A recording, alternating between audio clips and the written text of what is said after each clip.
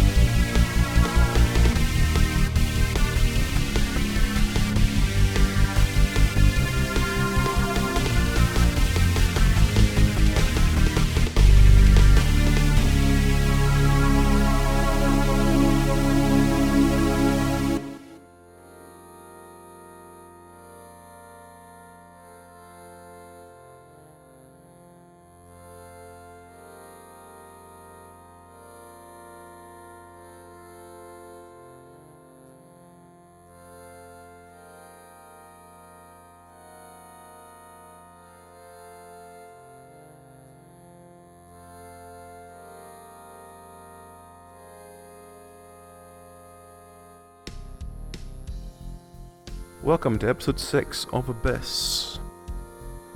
Who are you? What are you? And to celebrate National Dress Day, because dresses have been worn for hundreds of years, describe your favourite dress. Starting with Shiraz. Hi, I'm Shiraz, and I always answer these questions first so I don't have time to think while I'm speaking. I play the Dragonborn Ishidoro, who is a rogue. National Dress Day. So, India, where I come from, we have a lot of different national dresses because we're essentially something like 50 countries smashed into one. My favorite one is the one that I've worn since I was a kid, which is essentially kurta pajama, which is PJs that you can wear outside and be respectable. They're usually white, made out of soft linen, and they're just too damn comfortable. I get to wear them to office whenever I want. So it's like you get out of bed, you put on a fresh pair of pajamas, and you go to work, and no one bats an eye. Sounds ideal. Next we have Wednesday. Hi, I'm Wednesday, and I play the Tiefling Desolation, or Layla. She is an ex-soldier, although it doesn't seem that way since she's combat averse. My favorite dress is, or rather my favorite style of dress, is the sort of old style Gothic Victorian, although I do like really sort of high slits. So yeah, there's no point in wearing something that looks all fancy like a ball gown if there isn't a slit all the way up your thigh. Fair enough. Next we have Tauno. Hi, I'm Tauno, and I play Rasthikos, the human warrior, and I know next to nothing about dresses. So I'll just go out and say that my favourite dress would be one that was comfortable to wear, which I, again, have no personal experience with. So yeah, as it's been whispered into my earpiece, it should probably have pockets. Good. You're learning. I shall mail you some kurta pajamas. They're like pajamas, you'll like them. Okay, next we have Dragon. Hello, I'm Dragon. I am playing the Drow Nitra. She is a sorcerer who's been hit with magic because of very careless priestesses. My favourite dress. I'm actually going to give you a specific dress. I went to a clothing swap shop a few months ago, and a friend of mine actually picked out a little black dress that fits absolutely perfectly, and it has like halter style detailing as the neckline, and it was completely and utterly free. That is currently my favourite. Wow. It was such a lucky find. That is awesome. And finally, Susie. Hi, I'm Susie. I play 13, and she's a former Goblin minion who just runs on impulsion. And I work outside with animals, so I'm usually dressed in comfortable clothes that are very dirty, and this takes up most of my life. So when I'm faced with what to wear when I'm meeting people and I'm not allowed to be smelly, is indeed a comfortable dress with pockets. And it's a jumper dress that you can wear with leggings. It's got some pockets in it. It's comfortable, it's cozy, and I think that's about it. It's got cats on it. So, I mean, I think you guys have probably seen it because I've had it a very long time. Probably at some point. It's got a big. If you worked D&D at all, then then It's yeah, got probably. pockets. Pockets are very important. They're so important. I'm kind of jelly that all these other dresses have pockets. You know, you can't put pockets in corsetry. It just looks weird. Do you know what? Do you know what I always felt like? I've heard like people saying that pockets are a problem, but what you need is bandoliers. If you don't have a pocket, Okay. if you don't have a pocket, you just get like a bandolier and go like full kind of, Mexican style, both sides bandolier. Just put whatever you want in it over like a fancy dress. You can also hide quite a lot of pockets in the fairly full skirts. Lots of pockets in them. But yes, pockets in corsets would not work. Yeah. I wanted to invent a bra with pockets in it, and I was going to name it. I was going to call it Brockets. Nice. Bras with pockets. Think about it, Batman style utility belt for every dress. It works. That would work. There is no Freya this week. She might appear later. It depends if her headache eases or not. But in case she doesn't appear, we'll just leave this in for now. So what happened last week?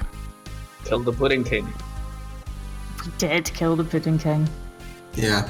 Okay, so there were slimes undermining all the buildings in Blingdenstone. We tried some of the dragon's bunk on a slime, and that turned out absolutely terribly. There must be Mistakes some were use made, for it.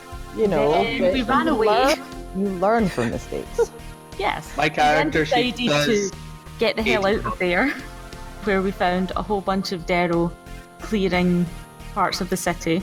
I had to hide the fact that I was Drow, because it was Drow that caused the destruction. So, hiding Darrow. behind everyone. They Then would there was become smart Darrow. We found were-rats, which had very familiar slave ankle chains, like the ones we had. Then we found the Pudding King, and he kept summoning slimes. Well, we found this deep gnome, and he had a tattoo on his hand, and then he called in slimes, and he was talking via 3 dolls. He was talking to them, like as if they were them. Yeah, as though they were answering him. And he was wanted the incredibly toy that we had found. Sebi. Yeah, and 13's toy. yes, it's 13's toy, and it's the only thing that survived last week. But a still weird seem to be able to octopus. communicate with the weird dolls as well. Yes, there was definitely something about the dolls. But still, I tried, but it's not really getting through. But wasn't like, it's an inanimate object, I can't talk to that. Don't be ridiculous. Yeah, exactly. So we started attacking this deep gnome, cut off his hand, and then the tattoo appears further up the arm. He is decapitated, and then the head starts rising up through the air with the tattoo appearing on his face. And Ishidoro took him down by stabbing him through the eye and killing the creature. Then burnt everything in the room, and the only thing saved was the toy doll that 13 found earlier. And then still told us that Eric says thank you. And that was still really creepy. Oh, it gets creepier. Yes, I'm expecting it to get much creepier. And this time we actually set a fire. We did. Yes. There was a lot of fire.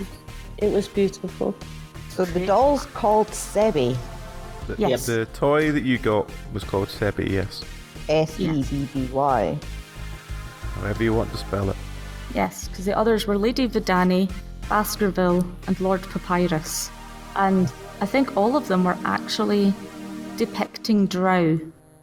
Also, there was one thing that somebody rolled a demonology check and found out that the Pudding King was actually a demon. Yes. He was channeling the power of a powerful demon, which was why the slimes were drawn to him. I think that someone was you. Yeah. Well, Yeah, but we I didn't know just the can't name. remember the name. Dubelix. Jublex. Well, Sounds like I've written it down. Dubilex. Oh Because yeah, he it was also the yucky shouted green out, thing. yes, shouted out his own name and said, we'll, Right, it's true. we'll consume you. I can't remember if we ended up going back to the city or not.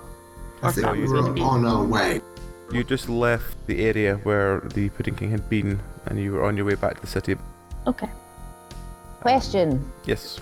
Is Sebi soft and squishy, or is he like full of pokey straw? He feels like he was kind of like a sort of beanbag toy, but full of like maybe dried rice or something. So he's relatively soft, but he's very well loved. 13 adores him, carrying him about. One arm like a child would. Yeah, I mean, how big is this toy in relation to her? In relation to you, it's probably the same size as your chest. Okay, yeah, so she's carrying it under one arm.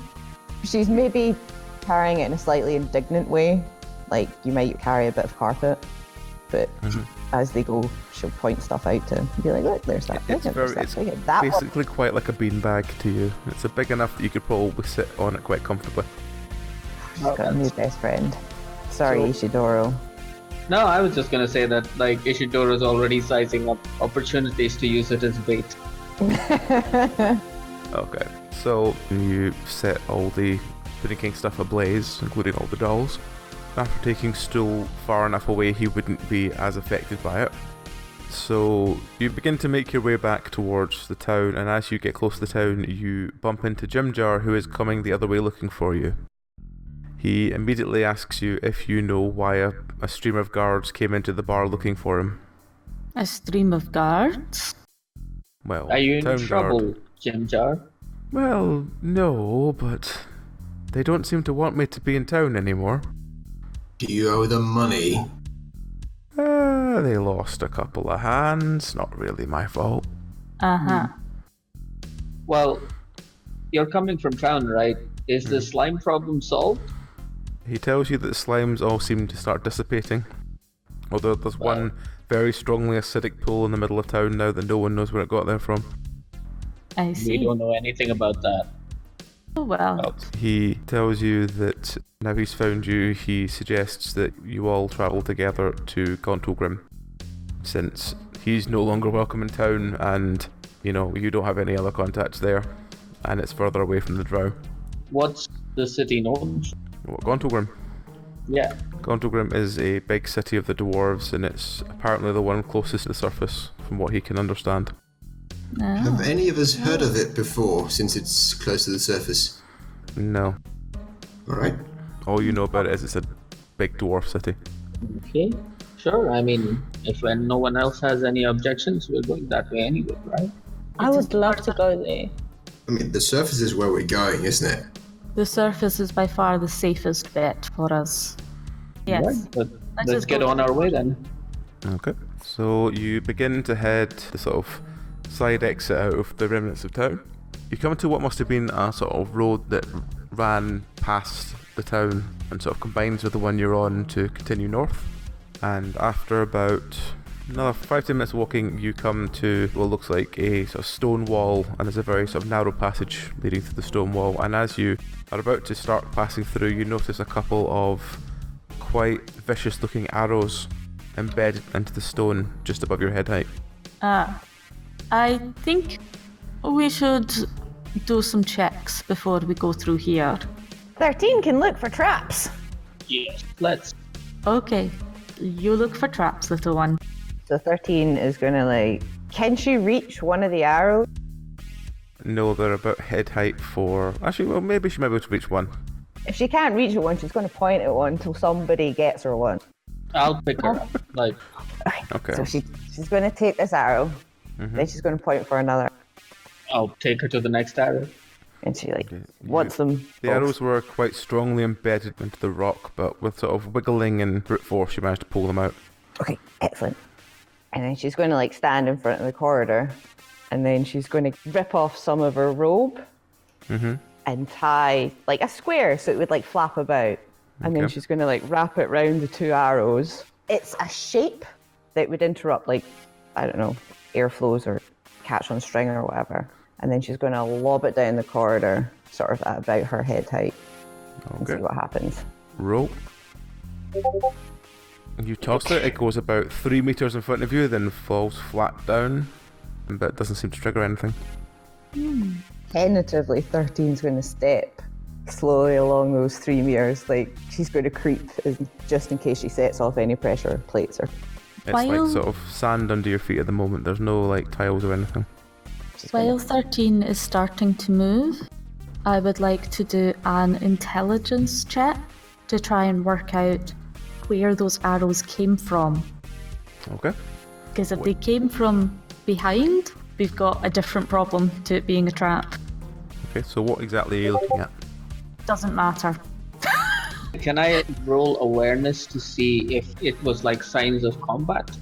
Or if there was like a presence here, like if people have left like signs, footprints, or marks. Yep.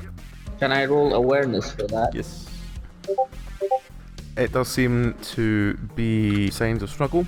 Having looked at the trajectory of the arrows, you notice 2 or 3 smaller bloodstains on the rock lower down that seem to be dried in. This looks like a very sort of deep, blacker blood. Are these quite old stains? Like, I know they're dried up, but... They look about maybe the last 24 hours, if that. But everywhere around is quite dusty, so it could have been sooner. Right, and are there any tracks or drops of blood leading away or to the place? There are a couple of drops of blood leading through the sort of ravine you're about to traverse through. Okay, so whoever got hurt went further in. Mm-hmm. I relay this information to the group. CSI style. Oh god, don't say that, now we have to start another Who theme. If I had sunglasses, I'd do the poor joke, but I don't.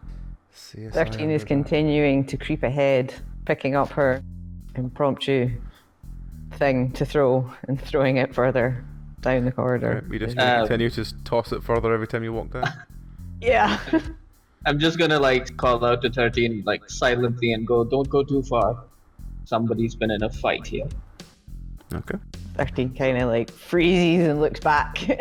As you sort of get further in, you notice that although the sort of corridor itself is narrowing, you notice that there are several places that someone could easily hide if they were like wanting to dive into the hiding spot and cover themselves with bushes. Would 13 struggle to look into them with her dark vision? No, you could see into them fine. There's nothing in any of them. They just look like they're the right kind of size that someone could try and hide into it. 13's going to hide in one with Seb. Okay. She's going to get in one. When I'm gonna pull one of my short swords out, like pull the short sword out. That is a good idea. I make sure that my sword is handy. Okay. When 13 went into the space, did anything happen? Did anything change? Nope. Okay. I'm gonna move beyond where 13 is, just like walk up center of the hallway as much as possible and kind of keep my sword hidden against my arm. Okay. The ravine sort of snakes to the left, and then to the right it's like very narrow, as in there's not a clear sight as to what's on the other side from where you are. Can I roll awareness to pick up the trail of blood that I've been following? Yep. Awareness or tracking. You see the sort of very faint blood trail. You see it sort of dart through one of the small bits on the left, and it seems to have pulled a little as if the person that got shot seemed to stay there for a while and then hurriedly move on and then go into another alcove and then hurriedly move on again. As soon as someone gets closer, I tell them this. Tell them to like pass it along back. I was going to say, as soon as he passed 13's bush, she'd be like purposely following really close behind, trying to be super quiet. Okay. I pass the information back. Is there a top to this stone formation? It seems pretty damn tall, as in there doesn't seem to be a top, it seems to go all the way up to the ceiling. So it shouldn't be anything from above. No. Hopefully. Is the blood fresher right now, like where the pool was, or is it like again somewhere between the last 24 hours? It does seem to get fresher the further along you go. Okay. But again, it seems like it's been at least 12 hours, if not longer. I asked back if anyone knows, like, it doesn't look like Dragonborn blood, and it doesn't look like human blood. But if anyone can, like, identify it using a medicine or nature check. Nature check would work. I don't have nature, but I could do a check to see if it is Drow. That would help. 13 has a point in nature. You can roll if you want then. I don't have nature. What would I put in instead? To tell if it's Drow, because I am Drow. Because you are Drow, it would be lower. Well, that's unfortunate.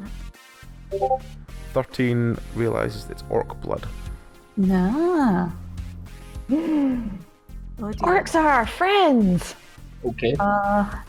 She says this very loudly because now Yeah. I believe is not an orc. Be careful. Some orcs are our friends. Maybe not all of them. I think we should, like, get in formation, just be safe, like, protection on both ends to protect, like... Yes. Shall I go at the end? I think we should, like, kind of be... I don't know, you take a call on this. I'll be up front. And Rasthikos, if you want to join me up here, or either one of you, Layla or Rasthikos. I think if Layla is up at the front with you, I will take the back, and I'm still carrying Stool. Yes. So I've kind of made a sling for Stool that he can ride in. Is he just glowing from power of you? Yeah. Okay. That way Rasthikos can see. I'm assuming we've got torches from Blingdenstone at this point. You do, yes. Or some other sort of light, so that I don't need to stay close to... You're not in the dark at the moment, no, you've got some sort of light source. You know, if he ever is struggling to see, 13 can see great in the dark, so she'll offer to sit on his shoulders and direct him. Like a robot. Yeah! Giant robot, combined. You like tell his left ear to go left and his right ear to go right. It'll be fine. Wow. I will sneak a little bit ahead, just to kind of scout out. Okay. That's possible. You continue snaking through the ravine. Again, the blood trail is definitely there, and then the ravine begins to sort of open out again, and opens out into a clearing, and you notice in the middle of the clearing there's an obvious body, quite a large blood pool around it. Does it have any arrows sticking out of it? It has an arrow sticking through what looks like one of its arms. Okay. Does it look like... was it an armed or armoured person? Has it been stripped, or is it just lying? It was an unarmoured person. Or from what you can see, there's no obvious signs of armour. Can I see any manacles on the limb? You see a manacle on his leg, and it's very similar to the one you had on before. Okay. But you notice one of the legs is sitting, like, a lot further away than the rest of the body, put it that way. Interesting. Disarming of the legs, I believe. So, can I roll awareness again to check and see if this is an obvious trap? You can. Like, if there are people, like, hiding in the shadows trying to kind of ambush us? You can if you want. Yeah, I knew my luck was going to You run are out. convinced that there is someone watching the body. Okay, I just kind of, like, stopped the party from moving for an inordinate amount of time. Just looking around, really kind of paranoid. Seeing Ishidoro's concern, Trace would like to do an awareness check, Okay. I think. You do an awareness check. There is nothing around you apart from you, although you can hear the sound of wind whipping further on. Wait, wind? There's airflow? Can I tell roughly how far away it is? When you look ahead, the cavern seems to slope upwards, and as it slopes up, it seems to open up completely. And as it slopes up, you see obvious sounds of, like, strong winds blowing in it in different directions. Like the sand at the top is, like, moving around quite obviously. There is a large body of air ahead with winds. Are we close to the surface? I don't think we're that close. Do you think there are any people around? I can't see them. I can't see any people or any signs of people hiding. Not anywhere close to us anyway. Okay. We're probably as safe as anywhere in the Underdark. I relax and probably, like, let the party move on. Can everyone do me a nature check, please? No. What is nature? I know. I don't have any What is nature. nature? Oh, yeah.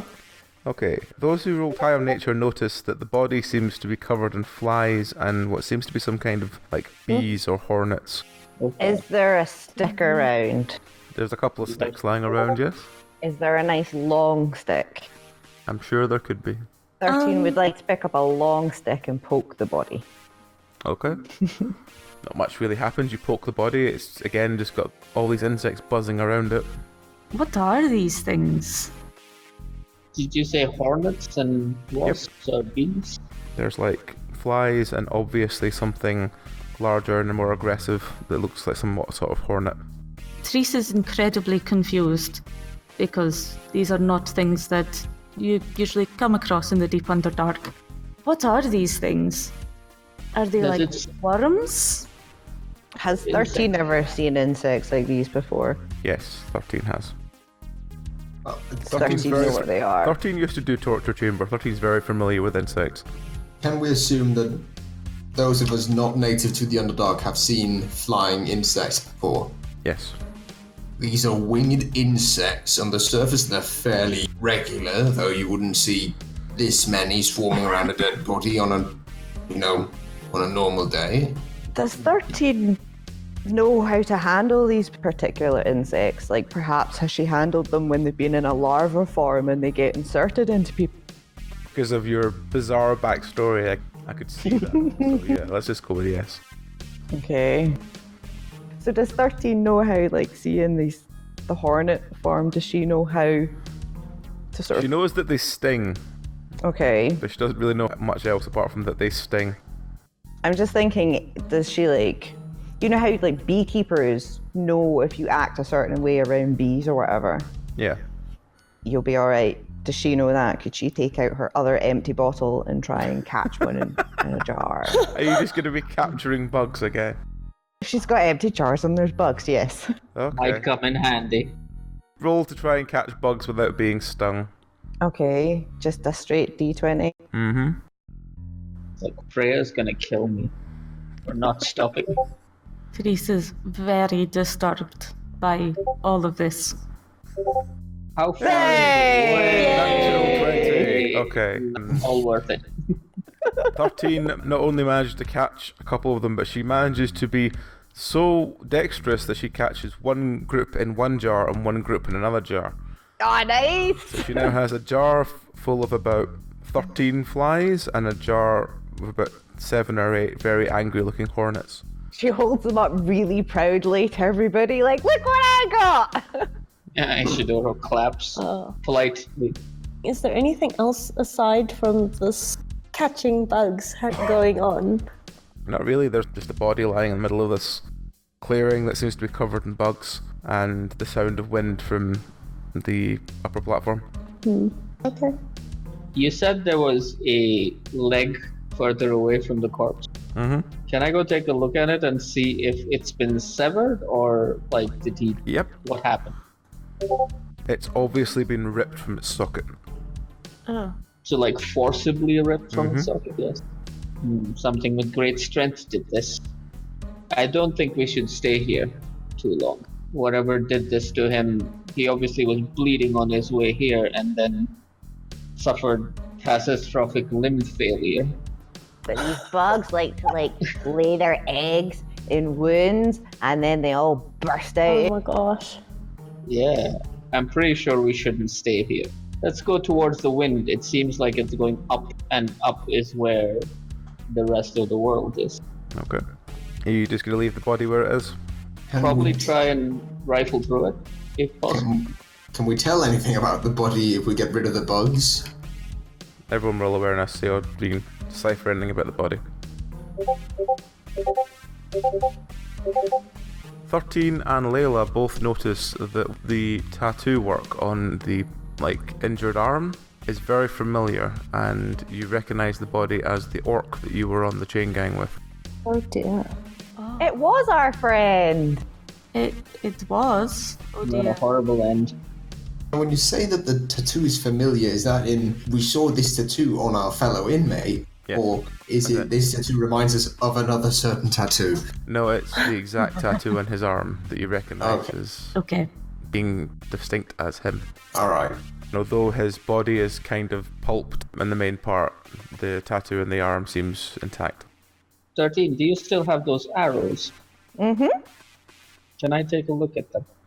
Mm-hmm. And she gives him the 2 arrows wrapped in a bundle of her dwarf toga.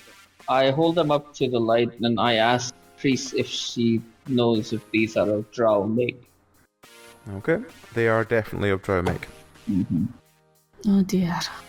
So, hypothetically, was being chased by Drow, found his way in here, trying to hide on the way, and then something happened between then and here which caused his leg to be violently ripped off and being beaten to a pulp. Again, just for safety's sake, I think we should keep moving because whatever did this to him might be close by. Yes, you're probably right. Oh dear.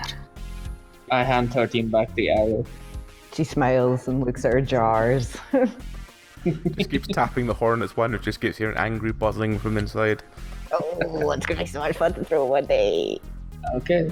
I will try and climb up the slope towards the top, but not reach it. Just kind of get up to the point where I can over. It's like a sort of slope leading up. It's not like you can climb anything. You can just walk up the slope, but Yeah. when you reach the top, it seems to be like very strong winds, and they're not even coming from one direction. They seem to keep changing direction. Right. I just want to like crest so that my vision is like clear. Like I don't want to walk up to the top, just want to walk up enough so I can see above the. I'm going to go with Ishidoro in an effort to get away from 13 with those bugs. It's really, really disturbing. 13's gonna run after Layla. Carry me, God. carry me! I would like to question Stoll. Mm-hmm. Stoll, can you tell if there is any other people close by? He seems to look distracted, and then he comes back after a couple of seconds and he says, "There's someone in pain." Oh, can you tell me whereabouts they are? Do you know? And again he looks distracted, and he comes to and he points up the direction of the slope into where all the winds are. Thank you. I guess we should go. At the very worst, we get some information. How strongly is that wind blowing? So Right. sort of like, is it causing the sand to come up into the air? Is it kind of like stinging or? It's pretty damn strong. It seems to kind of be like buffeting from each direction. So it seems to sort of just swirl from every direction, like you don't seem to get any respite. Like the rains in Scotland. Mm-hmm. I'll just push on, keeping point, and try and keep my eyes open for any other people or things. Okay. 13's gonna follow as well, but she's against gonna my pull up. better judgment, I'm going to make sure 13 doesn't blow away. Oh, thank you. Despite She's gonna- those bugs. Oh man, it would be so bad if she's just going along holding on to Layla's tail, wouldn't it? Like a baby elephant. One hand. Can I roll awareness to see if I see anything? Like a person? Yep. Nope. I'm No, blinded by the this. winds are so strong you can barely keep your eyes open because your eyes just dry out. Can 13 like wrap fabric from her excessive still dwarf tunic around her face and like, you know, so it's just her eyes mostly. Yep. Oh, I see what 13 has done and start working out how to cover my face. No, you've got a headscarf or something from before, haven't you? Oh, yes, to hide the time drow. Yes, I will just pull that further up so it covers my nose. Okay. So as you kind of move very slowly as a small chain of grouping, incidentally I am assuming that Nala's with you. She's just being silent in this episode because otherwise it's going to get really confusing later. Yeah. Much easier. So can everyone do me a awareness check, please? Ishidoro is feeling very disorientated by the winds. 13 is also feeling very disorientated by the winds, as is Rasthikos, as is Layla. So the only person that's got any kind of clout for pushing on further is Tris. Ooh, likely has not experienced winds before. Yeah, probably. 13's just struggling to keep her feet on the ground. It's mostly the It's sand. very This is a strong new winds coming challenge. from all directions. This is a new challenge, but Drow tend to torture their children to make them strong. I've had worse. How is Stool? Stone's just sort of hiding in his sort of... I imagine he's in some sort of bandolier, so... Yeah, Yeah, he's just sort of like clutching onto that as the wind's blowing around him. like cuddle him in. Like, can you give me a direction for the person that is hurt? He tells you that she is to your left. I call this information out to the rest and say, someone who is injured and is managing to survive here, they might have some sort of shelter. Okay. We have no better Okay. idea of direction, so I lead them off to the left, Okay. following Stool's directions. After a couple of minutes of the storm battering you, you see ahead of you there is like an alcove, and in the alcove is obviously the forms of two drow with some sort of other creature on a chain, and there is a fourth figure that seems to be bound and is being, let's say, interrogated by one of the drow. The thing that is on a chain, are these the drow that go after escaped slaves? Yes. Have they spotted us? No. Good. Who would like to throw some angry hornets? She says, very No. quietly whispering. Hold on to that thought. No, Hold on to it. not yet anyway. Yeah. Can we overpower the two drow? There are only two of them. There's are. something on the chain as well that they have. And then the risk. Is, but How far away are we from them? You're about maybe 10 meters away, but because of all the winds, there's no way they could hear you approach, and they've got their back to you. It seems like one is holding the chain with the creature on it, and the other one is busy with a knife. Okay. Layla, yeah, she's gonna run in with the shovel and just smack the closest one in the head. Okay, With- roll. Okay. I will follow up right after her and go for the one with the knife. Okay. Layla runs up through the last bit of the wind, clunks the drow standing with the thing on the side of the head with this immense marble shovel. Yes. Let's see what immediate reaction it has. He's dead. He's definitely dead. Shovel Oh, dear. knife As in his confirmed. neck nearly snaps with the weight of the shovel hitting it, and he collapses to the ground. Ishidoro runs up. What are you doing to the one that's... with the I'm knife? just going to stab it where it would cause death, like right down the spine or something. Just You stab it in the spine, it immediately drops the knife, and its arms shoot back as in trying to get the knife out of its spine. So it's not dead, but it's currently significantly distracted. 'Cause it's like... can I It was crouched pull it down. around? Can I pull it around so that like someone else can get a hit at it? Like so that I'm behind it? I would like to do that with the momentum of the strike. Okay, that's fine. I will attempt to slice through the throat. okay. Natural 20, yes, you just stab it through the throat, it gargles a little bit and collapses dead. What's 13 doing? She's gonna run up and go through the dead guy's pockets. Okay. Since they've been so conveniently killed by everybody else. Priorities. I grab the chain of the beast. Okay. You grab the chain, the beast seems to be some kind of feral were-rat, Ah, I see. That makes sense. which seems immediately confused by you, and then it's sort of in two minds whether it wants to attack you or run away. I give it a little bit of food from my pack. Let's see what it does. It takes the food and hungrily shovel it down its throat and looks very distrusting at you. That's fair. The figure that was on the ground, which is bleeding heavily, is the dwarf that you were on the chain with earlier. Long time no see. Can She looks 13 very do confused anything- to see you, but quite grateful. Can we 13 do anything about the bleeding? If any of you have got nature, you can try and do something.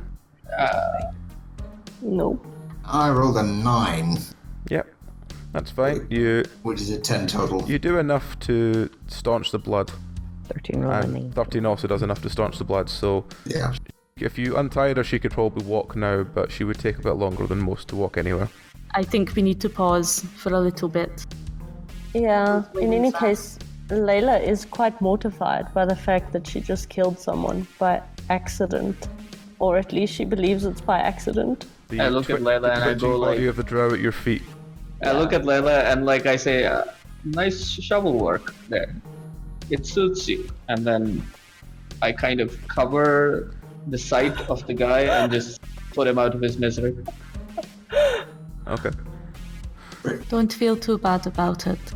They were torturing and killing. You have saved someone from a horrible fate. Rasthikos, you want to help me go through what these guys have? And then we can, toss them out.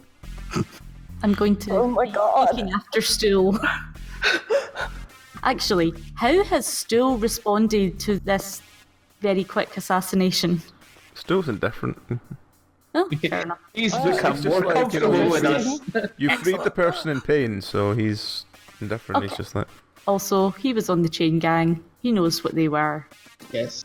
I think Stool is becoming more like us. He's definitely on his way to becoming Myconoid warrior. Yeah. Can the collar be taken off the were-rat? Yes. Can we set it free? You can set it free if you want. Not so sure. 13 about kind of looks up at Triss like, gonna let her go? Triss, sorry. I'm not sure I trust it, but I'm also not sure I want to bring it with us. If it chooses to come, that is up to it. Yes. It's completely feral. As in, currently it's backed away, like devouring whatever food you gave it. That's fine. But you notice it is covered in like cuts and slashes and stuff, so... It's Does been it- very does badly it- treated. Does it look like it was the one that ripped the arm off? Like, No. does it look strong enough to do that? It's about the same size as 13. Oh wow, okay. I asked Triss if she can feel any kind of fell energy like she felt from the other thing. I shall have a look. Can I roll Arcana as well? Yep. Is this for the were-rat, yeah? Yes. Okay, then yes, you can roll as well. You get the sensation that this is the first time you've properly been around something you know as a were-rat. You recognise that it's the same size as when you were on the chain gang. Do you remember there was the two, one of them got crushed by the rock? The brother and sister. Yes. One of them must have been a were-rat. Ah.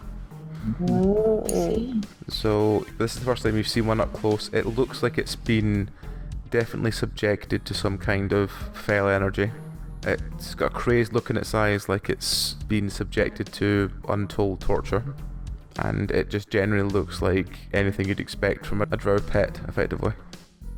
Yes. Can I start going through the body of like the one that I stabbed and see if there's any, what stuff that it's got on it? Mm-hmm.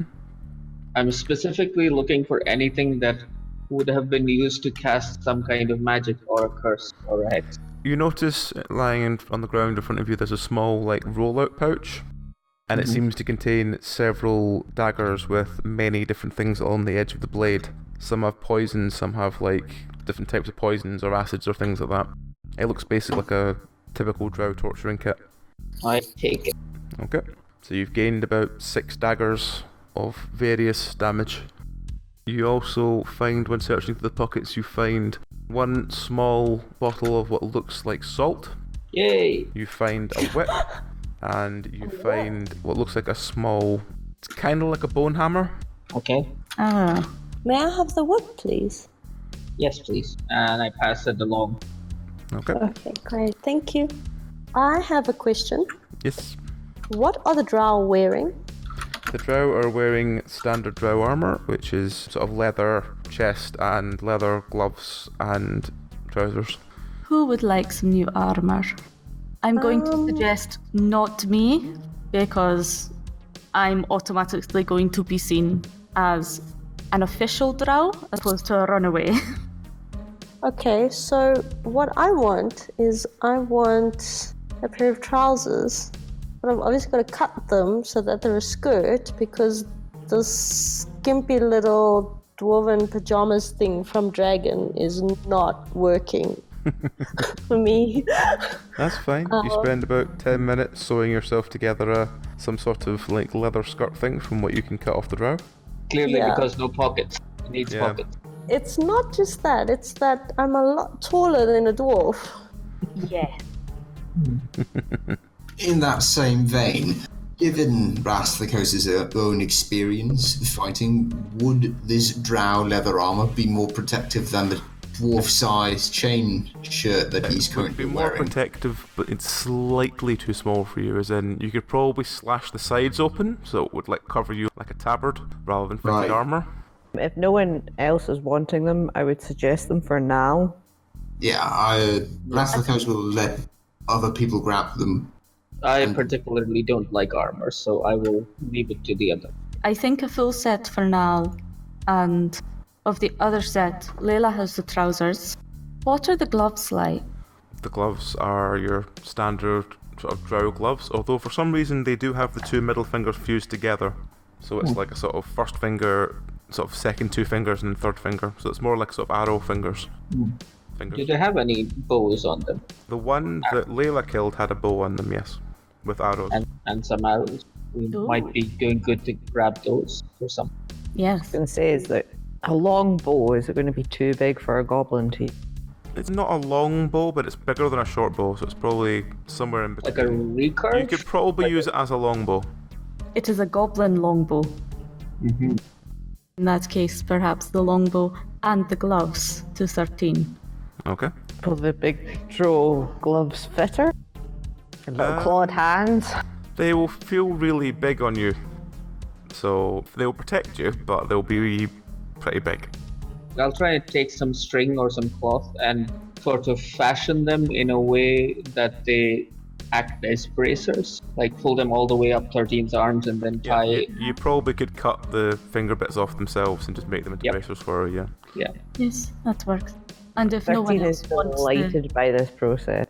You've got Layla over there making herself a skirt. You've got people making her cool arm thing. She's got a shitty thing.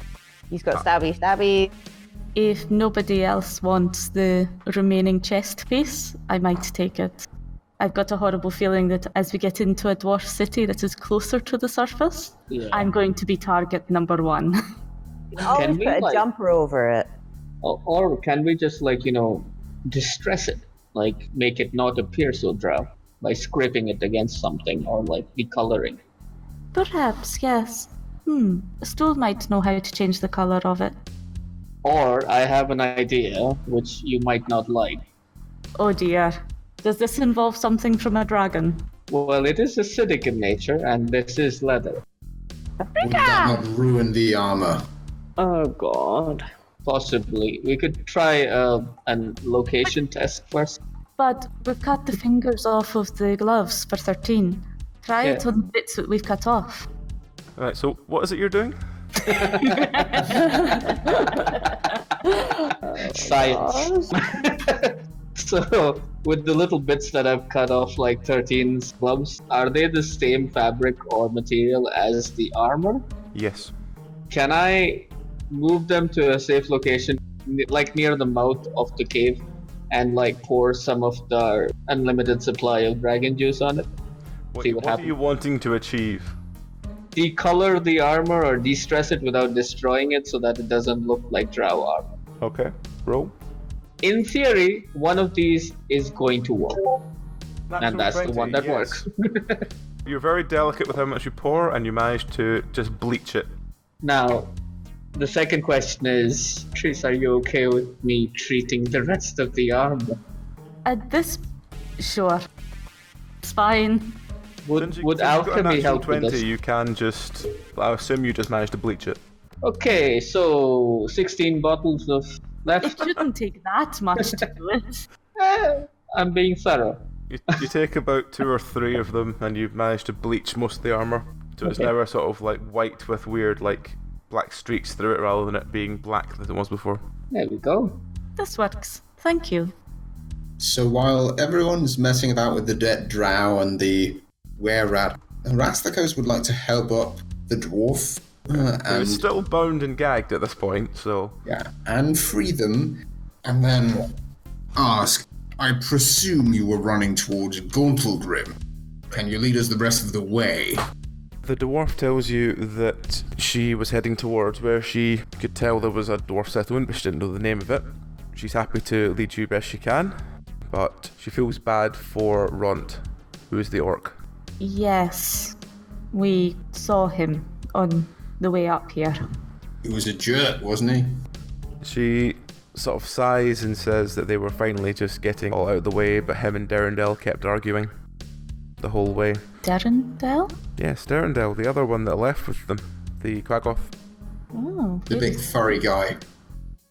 So she fills you in what happened, which is that they'd just come to the edge of the ravine and they heard a sound behind them, and it was Drow. Ront took an arrow to the shoulder, and as they ran through the ravine they attempted to hide, but Ront kept sort of crying that his shoulder was sore, and Derendil got angrier and angrier and angrier that Ront kept making noises and they had to keep moving to avoid the Drow. So much so that the last one they managed to disturb a nest of insects, and Ront wouldn't keep quiet. So Derendil, in a fit of rage, tore Ront apart, literally limb from limb. Oh. Before That running off adds up. themselves. Did he run into the wind? Did he run into this area? She said that she tried to follow him, but he kept running and running. She had no idea which direction he's went. Oh my god. When we were captives, did Derendel ever seem like he was this strong? She And he was this sort of dangerous? shrugs and said he was at the right at the beginning of the chain, which is apparently the hardest bit to break out of. But he always had a bad temper on him, but he never seemed to turn it on any of them. I'm assuming we have water and some food, or Yeah. do we have? I will offer some water and food as she tells the story. Okay. So basically, the two Drow stayed to sort of interrogate her to find out where the rest of them had went, and the rest of the Drow party ran after Derendil. How many were left in the party? She sort of seems to sort of count in her head and then tells you there was about 10, and one of them who looked a bit more fancy than the rest. They had That's... several of those, and she points at the were-rat, which again sort of hisses at her. I throw some more food to the were-rat. Again, it just hungrily noms the food. Did they catch you first and then go after Randall, or did they split up? She said that she hadn't made it that far and they caught her easily. Then brought you here. But Derendil they deemed as far more sport, so that's why they all went after him. They left her with two to try and be interrogated. Once they And found those she had two no brought weapons. you here. Those two brought you here. Okay. Did you catch the general direction they were heading in? She shrugs and says that she's been bound and gagged and tortured for what feels like at least a day and a half. She doesn't know anything. Okay. Can she walk? Yes, you've already sealed the wounds and stuff. She can walk. She's a bit more ginger on her feet than usual. Which way do we go? She sort of looks around and points in the distance. She sort of tells you that in the distance she can see this architecture that's obviously dwarvish. You all just sort of look at her really confused and just smile and nod. Okay. Before we go, what's the story with... And I gesture towards the were-rat. What happened here? She tells you that they're basically what Drow use as hunting dogs. Yeah, but where's the other one that was with you? He didn't leave with us. He stayed with Jimjar, and you turned to Jimjar, who just sort of went, well, he got back to Blingdenstone, then just disappeared. I didn't see him after that. Okay. It's beginning to look as though we might be safer sticking together. What do we do about the were-rat? We Can- can't just take it with us to the dwarf city. I don't think we can take it to the... Well, If it's gone feral, there is one of several ways to deal with. I think we should just let it go. 13 agrees. can I ask Stool, is he able to talk to the were-rat? Stool has a far-away look in his eye, and then comes back with, and you notice the were-rat sort of look around suddenly as if something's talking to it and it can't see where it is. And then Stool just sort of shrugs at you, as in he doesn't get a response out of it. It just Okay. seems too panicked. Thank you for trying anyway. I think we'll let it go. I think we'd leave it here. It's windy outside.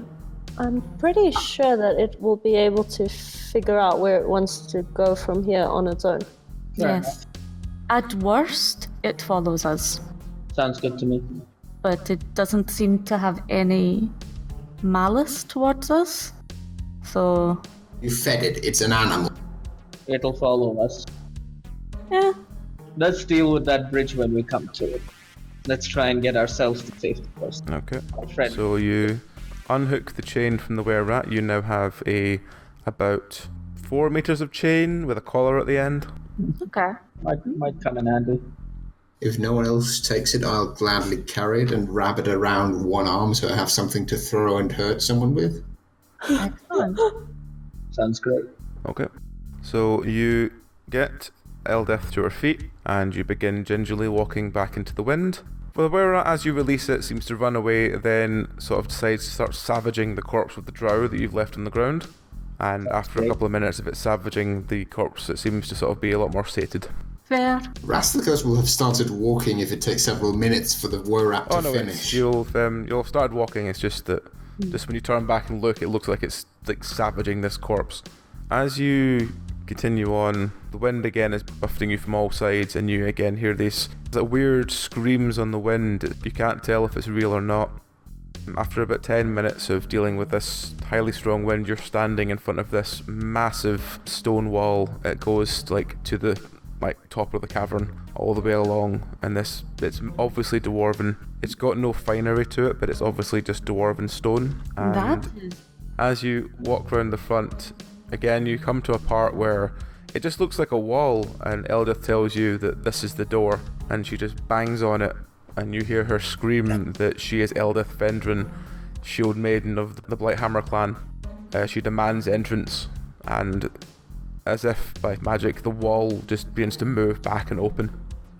What are you going to do? Follow her. She seems important. Mm-hmm. I'll stand behind her with, feet planted in the ground, straight back. Okay. So the wall sort of moves back, and as it opens, it reveals a massive bridge over a very strong looking river. And as you all move inside, the wall sort of closes behind, and again it looks seamless, like you wouldn't know there's a door there. At this point, the were-rat is with you. Okay. Well, I think we should give it a name. Jim! Sounds The were-rat called Jim. You notice in its mouth, it seems to go up to Treese, and in its mouth there is an eye patch. Won't it be confusing to have a were-rat named Jim and a deep gnome called Jim Jar? Nope. Yes. Nope. Yes, it will. Nope. It's We'll Jim. just call them Jim Jar. 1 and Jim. Yeah, Jim Jar and Jim. Okay. So Sure. it offers you an Why eye not? patch. Do I know where the eye patch comes from? It came from the drow you killed. It's just when you sort of knocked it to the side, it seemed to discard it, but it seems to offer it to you as a present. I accept it carefully. Looks like you have a new pet. Why is the drow collecting NPCs? Because the drow is nice to them. So it makes a lot of sense. It may be a were-rat, but it's a person, not an animal. You are right. That is Hopefully entirely up to at itself.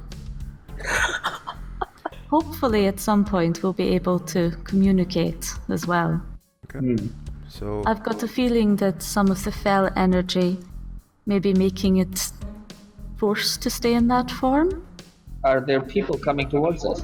as you look ahead of you, there's a bridge, and on the other side of the bridge there seems to be a small sort of guard party of dwarves. And as you cross over the bridge, you notice above the bridge itself seem to hang like 3 enormous banners. One of them depicts a leopard, one of them depicts a lion, and one of them depicts a wolf. Above all 3 is what looks like a, let's say, amateurish statue of what looks like a dwarven king. It looks like it was done by someone who wasn't the best at carving statues, but was probably the best they had. Okay. Any distinguishing features of this king? And it's given them a massive nose and massive chin, Okay. and really small eyes. Can I roll law or something? Nope. Nope, you don't know much about dwarven kings. Probably because it's the Underdark and I just still don't know what I'm doing in the Underdark. It does seem like our worlds are very different. Question. Yes. 13 has 2 in etiquette. Would knowing kingly lines and stuff be part of it? Not really, no. If it was something like the land you were in, but not when it's a random dwarf. Okay. Like lore and history might tell you more, but because there's no name or anything printed, unless you know dwarves by the fact that one's got a big nose, a big chin, and small eyes, it's not going to tell you much. Given Does Rasthikos... speak dwarf. Who speaks dwarf? Yeah. 13. Does she? Mm-hmm. Okay. What were you going to say, Tauno? I was going to say that since Rasthikos is, noble, ex-noble, whatever you call it, would I be allowed to roll a lore check to see if I know of a dwarven king with large nose and so on? You can definitely try. Alright. Let's see if I can roll above a 10, which I haven't done yet today. I did. Oh, I got a wow. nat 20. Crazy. Okay. It's Nice. amazing. You're like so-and-so, the big nose and the big chin. You go, oh, is it that big nose prick? And everyone goes, you say, isn't that the big nose prick? And Eldith turns round to you and goes, it does look like Bruno Battlehammer now you say that. Bruno Battlehammer. Yeah. Right. Do we know if he's alive still, or is he a historical Well, figure? You say that to Eldith, and Eldith shrugs and says, I thought he was dead. Pretty sure he's dead. Dwarves can be very long-lived. Or so. Well, I don't know how much they liked him, depending on the quality of the statue. This is a good point to note that Ishidoro is somewhat of an art critic. Well, I believe their usual skills with stone are terrifyingly impressive walls and things. Yeah. This one skipped school. So there's a guard party in front of us? Yep, so there's a guard party in front of you who, Oh dear. as you cross the bridge, one of them holds a spear up to you and says, where are you from?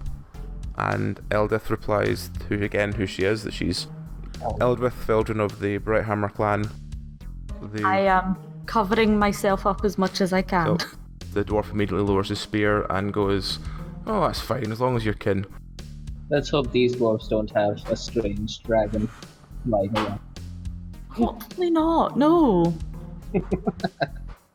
I have a thing I want to do in this town if we ever get to normalcy. Like, not on the run. I want to try and see if I can convince the Smiths to make me something special.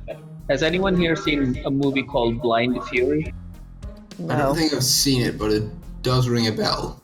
It does sound familiar. It's like, I'm gonna say it's like early 90s or mid 90s, but it's got Rutger Hauer in it. And he plays an American pilot that's shot down in Borneo and learns how to fight with a sword cane. Like he's Oh my blind God. as a bat. And he essentially like wanders around with a samurai sword stuck inside a cane that looks very long. Oh, I've seen this movie. Yeah, and I essentially want one of those sword canes. You said Rutger Hauer, and I was like, oh my gosh, I've seen that movie. It's super cheesy, yeah. He sort of looks at the rest of you and goes, and these are all... And she slowly, very, very quickly goes through introducing all of you. She skips over very, like a lot of detail, like the fact that you're Drow. And she says, and we're just all, looking for exit from the Underdark up to the surface. And the dwarf immediately gives you a very cold look and goes, I think you better speak to the king. And as he sort of turns round, he tells the rest of the guard to escort you, shall we say, in front of the king for counsel. Oh dear. And, This seems oddly familiar. and as the massive doors open to reveal a bustling, quite warm dwarven city, which seems to be full of dwarf, deep gnome, Darrow, and many other things. 13, before Okay. we finish, would like to announce that she's very hungry and would like fish. Just, it's like, I'm hungry. Definite deja vu right now. I was almost tempted to ask them if they had a dragon. You have a girl one. 'Cause we've got some stuff you might need. And just the fact that we have a dwarf with us that is somewhat cordially accepted makes me like this city much more. Yeah. Obviously, I see business opportunities because I have in my possession a very limited edition supply of. Is it still fresh? How many days have you been traveling? Do the consumers? Okay. Do the That is so consumers gross. need to know that? Oh god, I don't know. Why are they consumers? What? Why? Well, they don't actually consume, and it's It just a was- matter You of could speaking. have used a different word. You really No. could have used a different word. But the thing is, obviously, I will try to offload at least the paprika. because I imagine it's like super. Because I imagine it's super expensive to get paprika in the Underdark. 13's pretty sure that if her and Ishidoro turn up on a corner or somewhere in the city, they'll be able to sell a face cream. Yeah, They're super charming. Hey, buddy, you want some face cream? Just... Nose in people's faces. Oh no, let's not acid attack anybody. But the point is, like, now that we've determined that it can tan leather in careful application. I hate to mention the fact that we were told the city has connections to the surface. Yeah. So that might be a trade route with spice. Yes. We'll try. We'll see what we get. I'm going to be staying very close to our dwarf guide. At the moment, she's the only thing that's keeping me alive. Yeah, also, how did the dwarves feel about Goblin? The dwarf are just indifferent to you, it seems, whenever you fine. come in. They're all sort of minding their own business. Okay, so like goblins are generally fairly well accepted as just weird little creatures that get in. Well, there's a were-rat following you that seems to sort of like, be clutching close to the drow as well, so between turning up with a goblin, a were-rat, and a myconid all attached to her, they're not going to think she's like drow immediately anyway. Yeah. Because drow aren't that friendly to pets, obviously. Well, in fairness, they don't need to be attached to me. Although I'm assuming the were-rat probably is. The were-rat is kind of attached to you. And you're kind of carrying stolen abandoned wheels. Like it's just better than I'm having to try and like run on his wee legs to try and keep up. I completely agree, getting but quite like... tired, I'll give it that. Yeah. Although now we're in a safe place, Stool can go out and wander around if he wishes. He's kind of content just being where he is, really. Okay. Now that we're in a larger, industrialized, presumably, city with an ally in the form of Eldeth, I might be able to finally leverage her to get some actual armor, not just a crop top. Get some stuff added to the crop top. You look so summery. I do still wear the dwarf robes beneath the crop top. Yes. I'd just like to, have more than that. This season is dwarf. Maybe get an actual weapon and not just a big sledgehammer. I just like the fact that, like, when she was not important and didn't have a name, she was tied while we all did fashion. Like, as soon as she got a name, we were like, oh, an ally. Great, you're important now. We were still helping her. Yes. Good. I mean, you all ran off to loot the drow and talk about a feral were-rat. It seemed like more pressing matters at that point. He didn't need his trousers anymore. Layla, I like how- liberator of trousers. I like how Layla's concern is like, he didn't need them, he was dead already. I clocked him with this here shovel that I have so conveniently picked up. Oh my gosh. You should refine the shovel into a proper weapon. It is a proper weapon. There's a proper weapon. already. You swing and they go.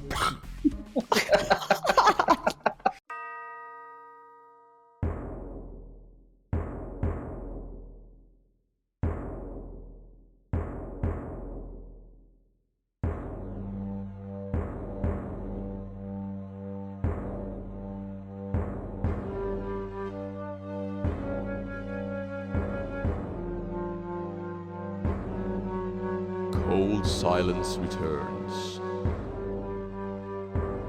The waters lay still, for this week at least. Join us again next week for more of our tale. This podcast is an adaptation of Out of the Abyss, a 5th edition D&D adventure. It was adapted from the original story by Nikolai Popsky. The podcast features Nikolai, Dragon, Shiraz, Freya, Susie Q, Tauno, and Wednesday LeFay. All music was written and performed by Daniel Boström. Artwork was by John Moore.